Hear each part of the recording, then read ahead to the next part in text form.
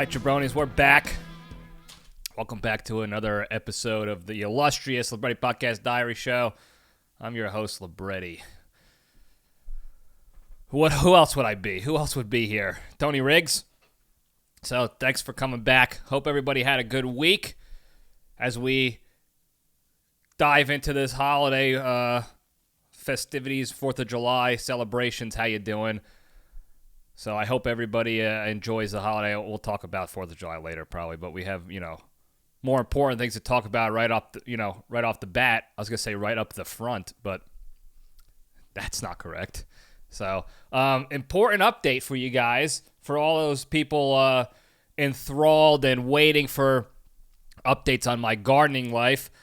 We have tomato buds, okay? There's only like 2 right now, but as you can see in the YouTubeville, I'll pop the picture up here. We got a couple of tomatoes actually coming through the plants there.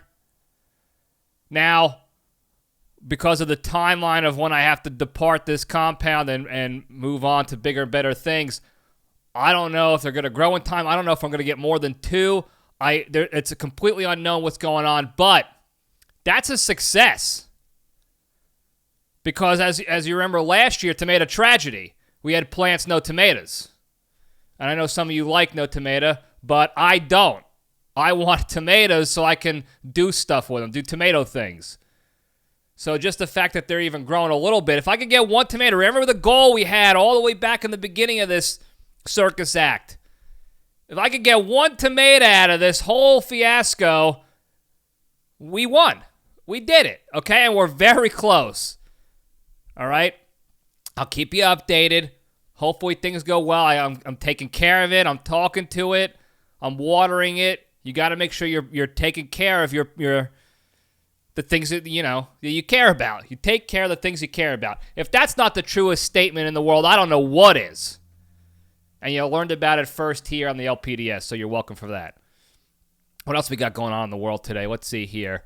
Okay, so this goes along with our recent conspiracy discussions over the past couple weeks, and the big question of the century is who's running the show in this world. And we tried to touch on it a little bit when we talked about our friends over at the Illuminati and if they're in charge or something like that. But some more evidence for you guys. Again, I'm not making the decision for you. I'm not creating the opinions for you. I'm presenting you with information, and you can, come to your own conclusions with that. You just take a page out of the LPDS handbook, you do some critical analysis, educate yourselves, and create facts-based opinions off of that. So, further evidence into the unending question of who's running the world. On CNN this past week, there was some ball bag on there. I think he was a part of the presidential administration here in this country. I don't know for sure. I don't watch any of that news too much. I just saw a clip. I'll caveat this. I saw this clip on like a Raging Righties Instagram page, because when there are liberal people in power in the presidential seat, the Raging Righties get hot and bothered about everything that goes on in this country, and it's all falling apart. And the same on the opposite end. When there's a Republican or conservative person in power, then the lefty lunatics, get all enraged about stuff. And it goes on and on social media. That being said, I did see this clip on a Raging Righties page because they have to be enraged about something. But to their credit this time, I think they might be onto something. So they show a clip of this idiot on CNN, and they're talking. He's being asked a question about the high gas prices and this and that. And this is not political, so stay with me here.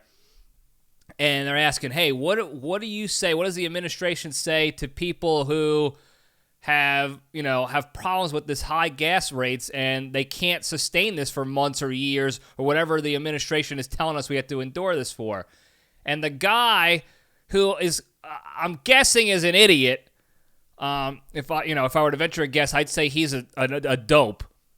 He goes, well, as the administration likes to, to keep pushing out there and saying, is that we have to keep the firm goal, eyes on the prize of establishing the liberal world order.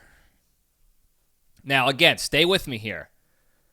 I don't care about liberal, conservative, left, right. This is not what this is about. The key words there were world order. All right? Now, if you remember from the previous episodes, 114, 113, when we were diving into some of these conspiracy stuffs here, look, I too am an idiot. Okay, so I'm going to say things like stuffs a lot. All right, so I just appreciate your patience and understanding with it all. Anyway, New World Order, or world order in general, coincides with things like the New World Order we discussed, Illuminati, that there's an enlightened elite that have the power, that own the reins on this country, on this world, and what have you. And this moron said it out loud by accident on the media, on the TV. I don't want to call it the news because it's all hogwash. But, so again, further evidence to suggest the people in quote-unquote power are puppets. They got a hand up their ass, controlling their mouths and their hands and their what have yous. So take that information what you will. Again, I don't care. I don't care about the part that they said liberal world order. It doesn't matter. World order, that's the key phrase there. And that's what we need to continue digging with. Use our tinfoil hats to turn into tinfoil shovels to keep digging for the truth. Because that's what we need here, the truth. All right? And as I continue to dig, I will keep you updated on what is important and what is true and false in this endeavor. Speaking of important updates, if you haven't seen it, last week's more news updates that they didn't show on the actual TV news that they claim is news. Ghislaine Maxwell, whatever her name is, was sentenced to 20 years in prison for her role in the sex trafficking over to Sex Pedo Island. 20 years. So there's a decent chance if she stays the whole 20 without parole, stays alive the whole 20, she'll get out alive. She won't die in prison of natural causes. There's also a good chance that she will be suicided before that even happens. They already put her on, they called it suicide watch. It was really homicide watch because there was rumblings of an inmate being hired or offered money or offered something, I don't know what, cigarettes or something, to kill her in prison. So that's already out there. So just know that when the news breaks and the article comes out that she was killed and they called it a suicide, just know it wasn't a suicide, folks. We know the truth. It was not a suicide. It was an assisted suicide, if you will. That's what it's going to be. It's going to be a guy killing her or a gal killing her, and then they're going to call it a suicide because that's what they do. That's what these powerful people in the world order do to protect themselves, okay?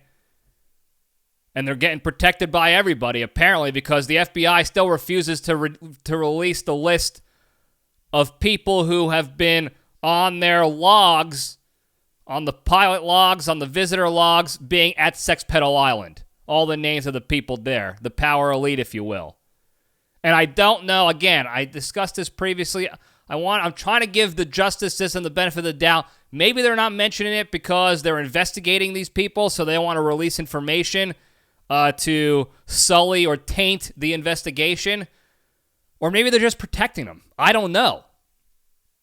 But something's got to give. At the very least, say, hey, we can't release their list because we're investigating these people, and we'll let you know as soon as we get them. Just to put people at ease that you're actually doing your jobs. But when you have, this is hard evidence proof now, that this island was used for sex trafficking and child rape. And then you have this list confirming people on this island. That's enough to launch investigations into these people on if they were or were not doing sex to these children. This is my uneducated jabroni opinion, something needs to be done about that. And it's just a little peculiar to me that nobody's demanding this. Nobody with any authority or scruples is actually demanding the release of this list, except for, a couple of nutjob quanons on social media and ball bags like me doing it. But hopefully, eventually, the truth will come out. Meanwhile, I guess good luck to Ghislaine, even though I despise her and she's a disgusting, deplorable human being. You don't want her to be suicided in prison because then you lose access to all the other intel that she might be holding. So that's that. All right, let's get into more important things, more fun things, more entertaining things. And we'll step into the cage.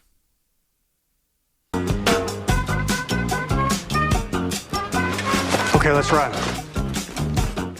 All right. Today's Into the Cage segment is proudly sponsored by cigarettes.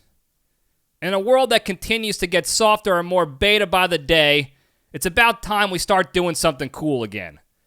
And what cooler hobby to pick up and make popular again than smoking cigs? So what if it's unhealthy and loaded with chemicals and gives you cancer and might give everyone around you cancer and makes you smell bad and rots your teeth and you have to stand outside every establishment you go into in order to do it and you piss your life savings away buying it and it takes years off your life? Smoking heaters is cool, and it's time to make America cool again. So hop on over to your nearest gas station or 7-Eleven or bodega, buy yourself a pack and a lighter, and start ripping butts in the parking lot while you bat away the bums with your backpack as they hound you for spare change.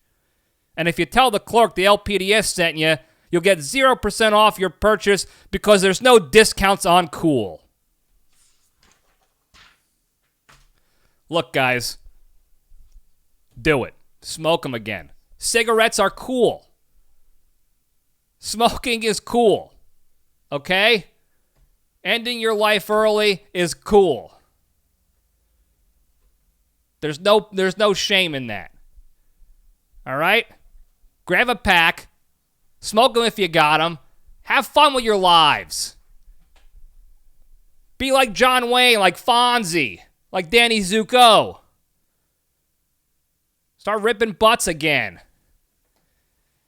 Do you remember when we were kids and you saw someone smoking heaters and how cool it looked? It was awesome. So let's do that. Let's just be awesome again. Let's just be awesome again. Why not? Look, some of you can't even do abortions anymore in certain states if they decide to end it with the states' rights on abortions or whatever the hell is going on with that. So smoke them. If you get pregnant, smoke it. Smoke the cigs. That'll help. Worst case scenario, you come out with like a freak zygote kid and you get some sort of disability discounts on things and all will be good in the world again. One of my best friends, closest buddies, brother in arms, he's a result of he's a cigarette baby, we call him. And the worst thing that happened to him is he got one calf muscle smaller than the other. Otherwise, he's a happy, healthy, fat bastard taking out the trash for Uncle Sam. So what could go wrong? Just start smoking again. Let's just be cool again. There you go. All right, Cage Fact. This is wild. This is more of an update or an official rumor. It's not a rumor that some ballbag created. It's official rumor. It's a confirmed rumor by the director himself, but the original director of Con Air said he has been toying with the idea or open to the idea of doing a Con Air 2, a sequel, trying to get the original cast members back, and then doing that sequel in space. That's a wild concept in itself.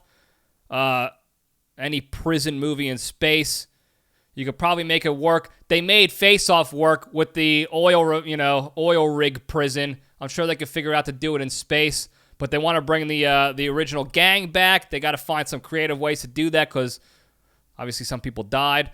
But the director said what started out as like a joke years ago has now become a serious thought in his mind to do this. And they actually asked Nic Cage as well a little while back, and he said it was an interesting concept that he would, of course, be open to. So hopefully there's more to follow on that. I don't know how I feel about, continuing. I hate the sequels that are 20, 30 years later just to make a quick buck. But if Nic Cage is going to be in it, your boy's going to watch it. So that's that. That's the Cage fact. That's the Cage update, all right? So let's just move it on along into the further fun stuff. To the junction, spin the logo up.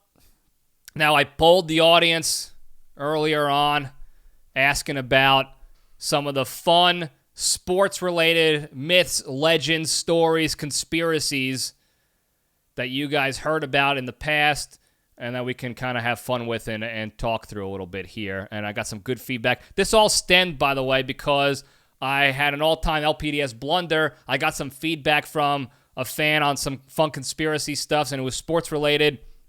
I said stuffs again. Damn it, dude. What an idiot. Anyway, I got a sports conspiracy feedback, and I completely forgot to mention it in the fun conspiracy episode. So it kind of sparked this sort of new topic to do it a little bit of justice and to try to make up for my mistake. So we're going to talk about some fun stuff. So we got some feedback.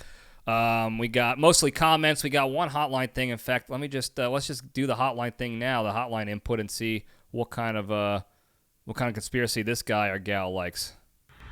Yeah, hello. This is doesn't matter, but I'm calling. Long-time caller, first-time listener. I was listening to your conspiracy theory podcast, and I got one. I got a conspiracy that Sean Libretti likes women. All right, well, another troll. This guy clearly doesn't have a clue on what's going on here. It has nothing to do with sports-related stuff.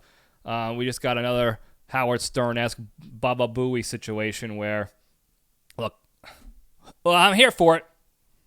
I'm never going to turn it away.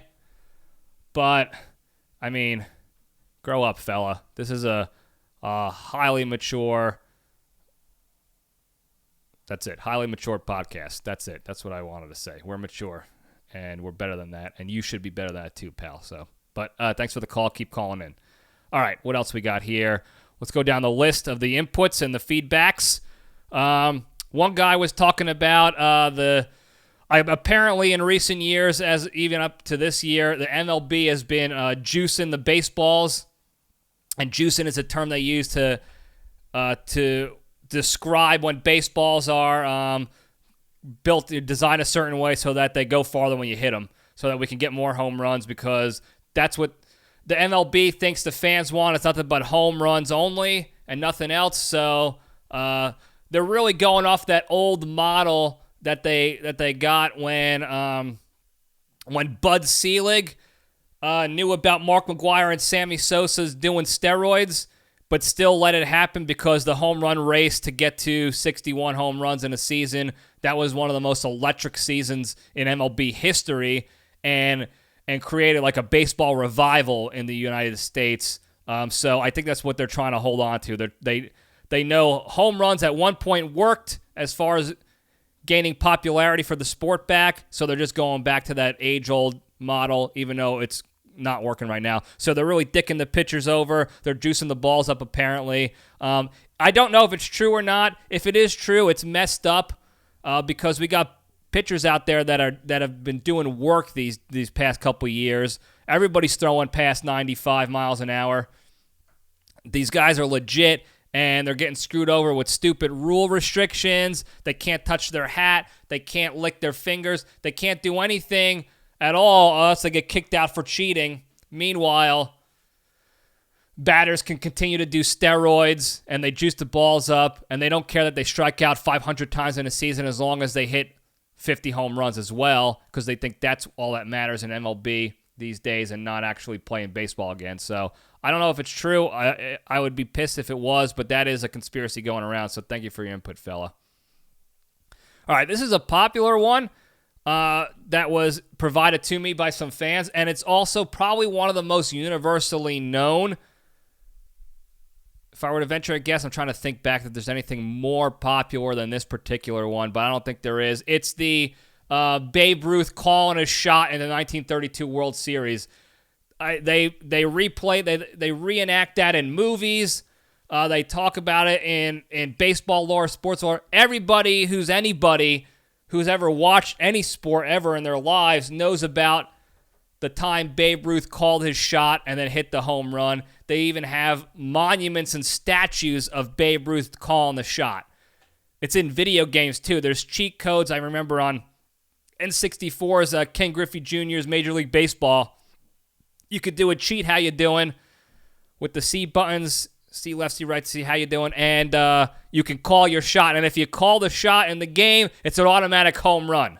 Doesn't matter where the ball is pitched. If it's in the dirt, if you're Ken Griffey Jr. in that game and you call the shot, it's a home run. So everybody knows about it. Is it true? That's sort of debatable, honestly, because there was no video of it at the time. There was no real pictures, and there's no Babe Ruth to ask about it. So there has been some debate about that. Some people have said that he sort of called his shot. It wasn't as pronounced as the statues show it, but he pointed the bat in the area, and they think he might have been calling the shot. The world will now never know, because anybody who was alive back then to see it is dead. But the legend continues on. The legend is immortal. Legends never die. So that's the fun one. Everybody calls their shot as a joke now, or as a sort of a homage. Is it homage or homage?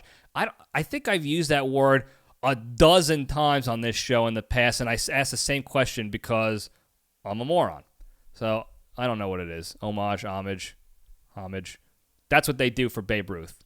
All right, moving on. Here's another fun one. This guy asked about or brought up the legend that Wade Boggs, who was a top-tier third baseman and infielder. He played for Boston Red Sox for a while and then for the Yankees for a while. And there is the legend that went around that he was on a cross-country flight one time. I think it was with the team. And in that cross-country flight, he drank 64 Miller Lights. That's an untouchable streak, an untouchable feat right there. That's a record that probably will never be broken except by some alcoholic who will die shortly after, if I were to venture a guess. But imagine taking down 64 beers in one sitting. The most I ever got one time, and this is not a brag, this is more of an embarrassment because we were stupid, but Bone Crusher and I were at a WrestleMania in Georgia. We were tailgating like a bunch of boobs. We were the only people in the parking lot tailgating for a long time, and all we had were 2 cases of beer, so 30 racks each or 25 racks, whatever they were, a package of Chip Ahoy chocolate chip cookies, and a couple containers of Pringles. And we knocked down both of those cases between the two of us. So we're talking maybe 25 beers tops. And it wasn't even that because we were spilling a lot as we got further and further into the deep, dark abyss that is drunkenness. We tossed a couple to some bros so they can do some Stone Cold Steve Austin stunner cracks. And that was a lot. I mean, I was pretty banged up the rest of that weekend, the rest of that night. So I can't imagine doing 64. Now, Wade Boggs claims, he goes, it wasn't that high. He doesn't have a number. He never gave a number. And there is a question out there that the number 64 was created because there's Miller 64s out there. So I don't know. I don't know if it's true or not. I hope it is. Most people hope it is. I think that's why the legend continues, why the conspiracy, the story continues on, because 64 beers is a monumental number. So good for you, Wade. He was a top-tier athlete, by the way. So it makes it even better. If you look at the guy, he's a ginger. He had a mustache. If you didn't know he played, even when he played baseball, he's out there. He had the weird Elmer Fudd-style hat that always stuck up way higher than everybody else's hat. He looked like a real McGurk out there on the field, but he batted like .325 every year, and he took down Miller Lights like it was nobody's business. So thanks for that input, buddy. All right. This guy right here, actually, we got several of these. This is a fun one, too. They're all fun ones. Why do I keep saying that? They're all fun. This is what we're doing. This is what we do here. We have fun. Okay? They're all fun. All right. This one here is about Michael Jordan's first retirement. So there's a couple theories and conspiracies behind this one. So as most of you know, Michael Jordan, in the prime of his basketball life, decided to retire so he can go play baseball. And he said it was because he loves baseball and his father wanted him to play baseball. So his father died or something like that. So he wanted to go see if he can accomplish that goal and be a professional baseball player. Some malarkey like that. And he retired for a year. After a year of subpar at best baseball in the minor leagues, he decided to come back. Now, I say subpar. He was still better than that clown show Tim Tebow, who was doing it for the clout and because he has to stay relevant and he can't make up his mind on what he wants to do and what he thinks he's good at. And he's a fraud and a phony, and he sucked it up for the Mets for too many games. Too many years, too many games. He batted like 65 total with maybe one home run that made the SportsCenter top 10 because they love sucking that dude off like he's a god. Michael Jordan still did better than him, but he didn't do good enough. He still sucked it up, and he went back to basketball to have more rings and more trophies and more how you doings. Now, the two theories behind that, the two conspiracies, if you will, one of them was that he got suspended for gambling by Daniel Stern, the commish at the time. And it was a 1-year suspension, and they wanted to keep it quiet because they didn't want the greatest NBA player of all time to be, have his name sullied and thrown in the dirt like that because he was basketball when he played. And it would have ruined lives, not so much his, but everybody else's who loved him and adored him, and it would have crushed the NBA. So they said Stern. Is it Daniel Stern? It's not Daniel Stern. It's like Michael Stern or something like that. I don't know why I said Daniel Stern. That's Marv from Home Alone. But anyway, Stern suspended for a year, kept it under wraps, and they made him go. He pretended he did the whole baseball thing. That was a plausible story for him to follow. The other conspiracy theory out there is that it was also, gambling related, but that he owed money to the mafia, the mob. The good old boys in the Chicagoland. And that he had to lay low. They told him he had to get out. That was how he would pay back his debt, or they would crack his kneecaps or give him, cement Air Jordans, and he wouldn't be able to play ever again. So they told him, that's how you pay us back. You take off for a year so we can win some bets against the Bulls or something like that without you. And then you could come back after the year. So both stories, gambling related because he is a known gambler. I forgot what he called himself. Not a gambler. He's not a gambling addict. He's a competition addict or something like that, which is a very clever way of saying you're an addict and you got a problem. But that was the story. He ended up still having an illustrious career, and he's still the top of the heap when it comes to the NBA, more so than that fraud LeBron James, who, as you know from Dave Portnoy's Barstool Pizza review, he's a phony. He's a nincompoop. He didn't say hi to The Undertaker. So, naturally, I don't like him. If you don't say hi to The Undertaker when he comes to see you play, you're a piece of garbage. That's what LeBron is, and that's why Jordan will always be number one. All right, another NBA-related conspiracy, because here's the funny thing about these sports conspiracies and legends and stuff. At the end of the day, the bottom line is all that matters with these owners and these commissioners and the sponsors and the teams. That's all that matters, is getting profits. The players might want to be playing for trophies and championships and to compete, but at the end of the day, the evil empire is looking for the cash flow. Okay? And they'll do anything they can to get that. And they'll do anything they can to cover up any pockmarks to prevent money loss. And you could see that currently in the NFL with the Washington Foreskins owner, Dan Snyder, how they've been covering that up. That guy's doing rape to all the cheerleaders for years now, and they've been continuing to cover that up. And that phony, fat, idiot liar Roger Goodell continues to protect his boy because it's a bad look for the NFL if they let this rapist own a team for so long.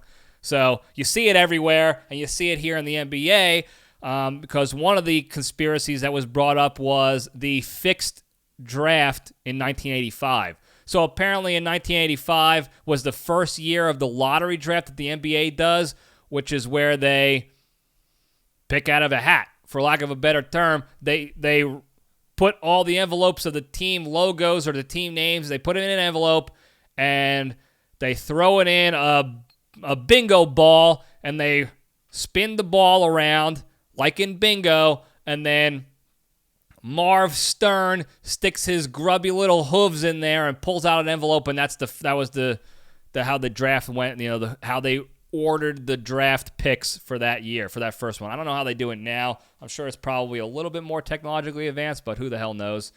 But the rumor was that it was the first draft, and they needed to continue bolstering the popularity of the NBA.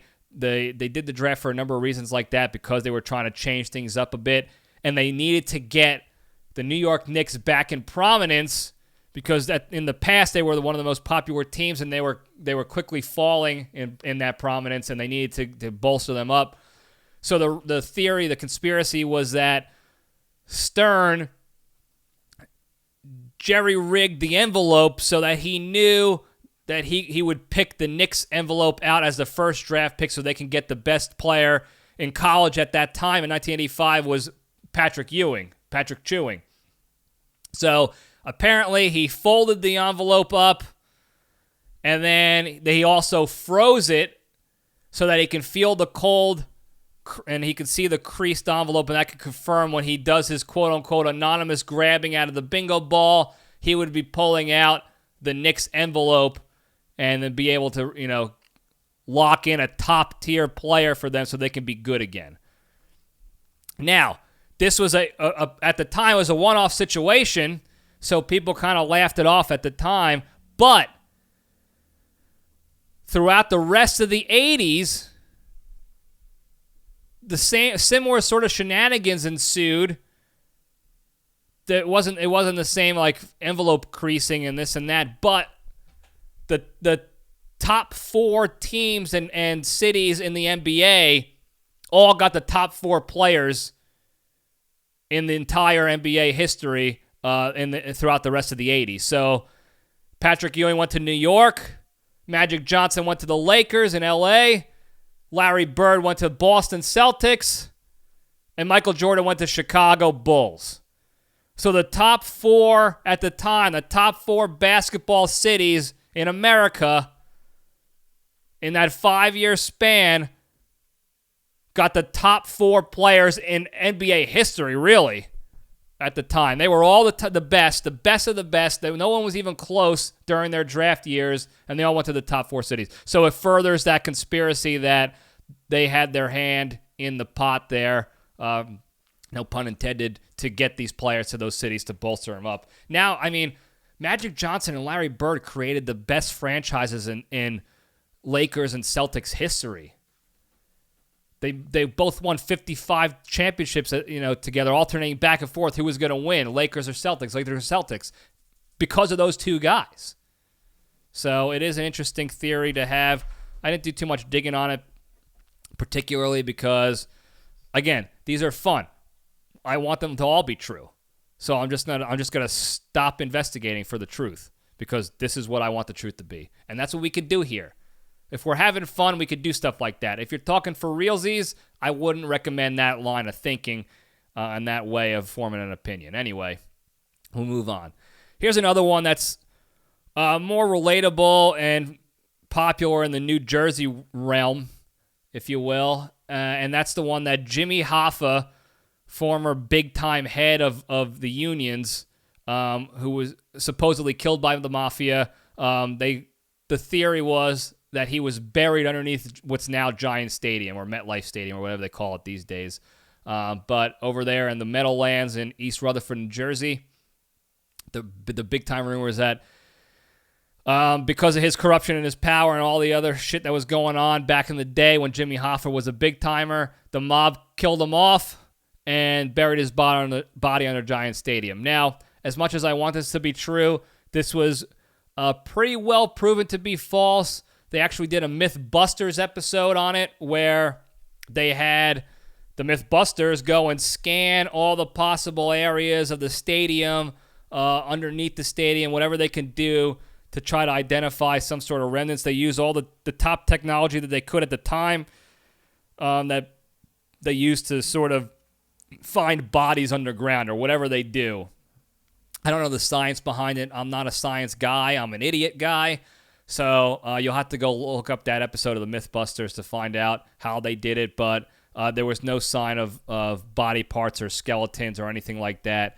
So it kind of ruled it out. There's also the big, heavily corroborated theory that one of the mobsters, I forgot who it was. It was the guy that Bob De Niro played in The Irishman. That recent movie that came out super successful with Bob De Niro and Joe Pesci and Sebastian Maniscalco and all the other Italian greaseball greats. And that whole theory was that this mobster finally came clean in his old age when he was in the nursing home, that he was the one who killed Jimmy Hoffa, and he did it in this house in this town and this and that. And they show the whole history of how he was close to Jimmy and they were boys, and then he was told, he was, ordered to put the hit out on him, so he had to go kill him. And apparently at the house he said he did it at, they did find some evidence of some sort of human remains, like scratches on door jambs or the walls underneath the paint, little things like that suggested it may have been the case. The guy might have been telling the truth. So that's an interesting little tidbit there to keep that legend alive on that side. But the Giant Stadium one is probably dead, and also it's only popular in New Jersey. For whatever reason, the Jersey greaseballs and the Italian Americans and the fake Italians up there in the Northeast love talking about that rumor like it was true, and it's not, and we're stupid for it, and I don't mind saying it. So, all right, here's the big one. Here's the one I forgot like a moron. And it's probably one of my favorites, if not my favorite conspiracy, because it's got so many levels of things I enjoy in life, and it's a wild ride. So, as most of you know, any baseball fan knows about the consecutive game-playing streak that Cal Ripken holds now. It's the record for most games played consecutively, most games started consecutively without sitting out, without being hurt, without, being benched, nothing, without missing a game. It was like 2,400 something games. Second only by Lou Gehrig. He beat Lou Gehrig's initial streak, the Iron Horse, of also 2,100 games or something like that. Now, in the midst of this streak, this is, by the way, for context, there's 162 games a year in baseball, in Major League Baseball. That's if you don't make the playoffs. So if you make the playoffs, it's a couple more. He did 2,400 games. I'm actually going to look up the number real quick because I want to get that right. Okay, it's 2,632 games. And he surpassed Lou Gehrig's streak of 2,130 games. Okay, so that's 15, 20 straight years of baseball games that you play. Nonstop, no time off, no benching, no breaks, no nothing. Which is an impressive feat and will never be broken again because guys get hurt all the time more often. Guys are just getting benched to get rest more often. And it's half because we're trying to take care of people better and also half because more MLB players are bitches and don't like playing all the time because they're pussies and beta bitch boys. I mean, look at all the puss pads they wear at the plate and in the field. The one of the weakest things I've seen in baseball in recent memory is not just the elbow pads they put on when they're batting or the shin guards or the knee pads because they're pussies and don't like to get foul balls, off the shins or whatever. It's the guys who wear the little hand puss pad that looks like a mitten so that they don't get their fingies stepped on when they're sliding headfirst into a base. or they don't crack and break a finger on the base if they're sliding in. First of all, you're a bitch. I don't care who you are. I don't care if you're a player I like and respect. If you wear that puss pad, you're a bitch. Okay? And all you're doing is enabling little kids who see you and idolize you to also become bitches when they're older. So that's what you're breeding. You're breeding a future of giant pussies and bitches in the MLB. Not to mention the fact that it's been scientifically proven that sliding headfirst into a base is actually slower than sliding cleats first. And it's less likelihood of you getting hurt. So not only are you slowing yourselves down, you're increasing the chances that you get hurt and you have to become pussies for it by wearing all these pads. Just slide cleats first. You'll get to the bag faster, you won't get hurt, and you'll actually look like a man because you won't have to wear a bubble suit to go out there and run. You're getting paid millions of dollars to be a beta bitch boy? Give me a break. So, long story short on that one, the streak is never going to be broken. Cal Ripken's streak is never going to be broken. But the legend has it, the conspiracy has it, that while he was in the midst of breaking the record, before he broke the 2130 number, there was a time where he almost missed a game, missed the start, and there was some sort of shenaniganry going on behind the scenes to ensure that didn't happen. So the story goes that Cal Ripken caught Kevin Costner, a famed actor. He's in Yellowstone now. He's in one of my top favorite movies of all time, Field of Dreams. Caught Kevin Costner borking his wife, Mrs. Ripken. And they fought or whatever, and I guess he got detained. That's the story, is that Cal Ripken got detained fighting off what I can only assume is a naked, erect Kevin Costner after plowing the Field of Dreams of Mrs. Ripken. And the Orioles had to figure out a way to delay the game or postpone the game that he was supposed to be at because he was detained. So they faked the power outage in the stadium to prevent Cal Ripken from ruining the streak and missing out on the game and being late to it so he could keep the streak alive and they could get him out of prison or detain him or wherever he was at. And they ended up going to the game or whatever, or they delayed, they postponed it to the next day or whatever, and he went to the game, and all was good in the world, and he broke the streak. And I love the story because I'm a big Kevin Costner fan. It's funny, the idea that he was so popular and on top of the world back then that he was just taking that chance and borking famous people's wives and didn't care. I love the idea that Cal Ripken caught him in the act. Imagine you walk in and you see an A-list celebrity just banging it out with anybody, not even just your wife, but anybody, and now you want to fight him naked. He is naked with a raging bone daddy, and you're gonna fight him. That's what Cal Ripken did. He's like, I'm killing this guy. I don't care that he's gonna touch my body with his tip, and it's probably wet and nasty and full of sex, and he didn't care. He was out for blood.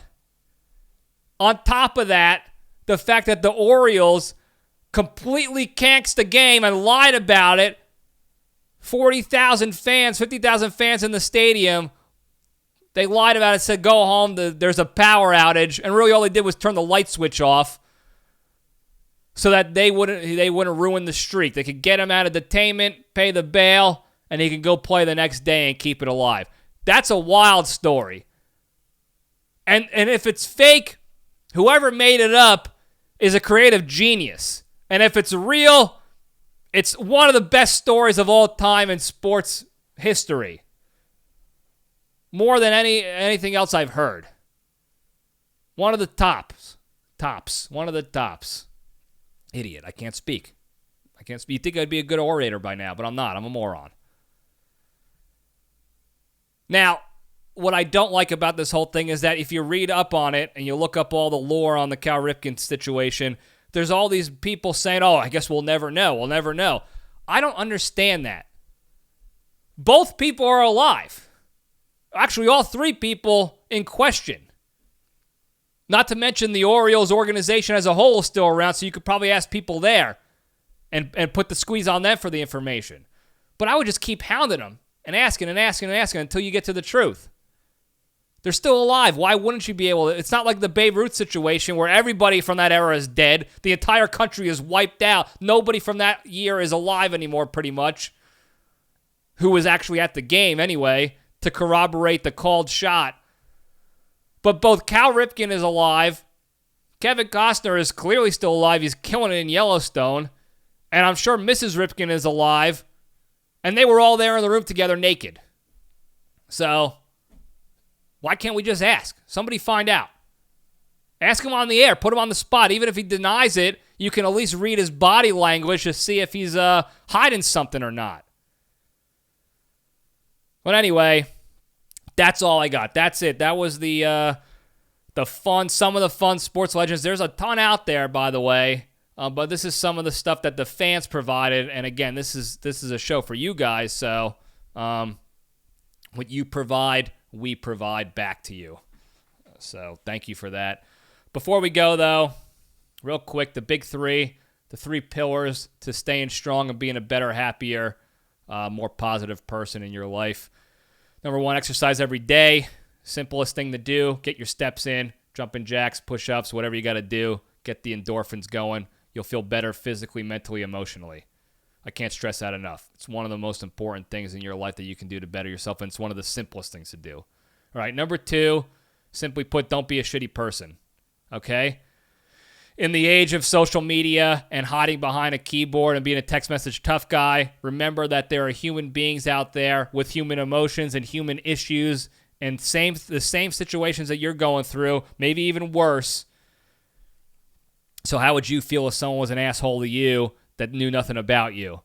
There is a reason, one of the reasons why suicides continue to skyrocket is because of things like this, because people are so cold and inhumane over the internet thinking like, oh, it's just the internet's. Nobody cares. It's nothing. You should just turn off the internets if you don't like it. Turn off your Instagrams.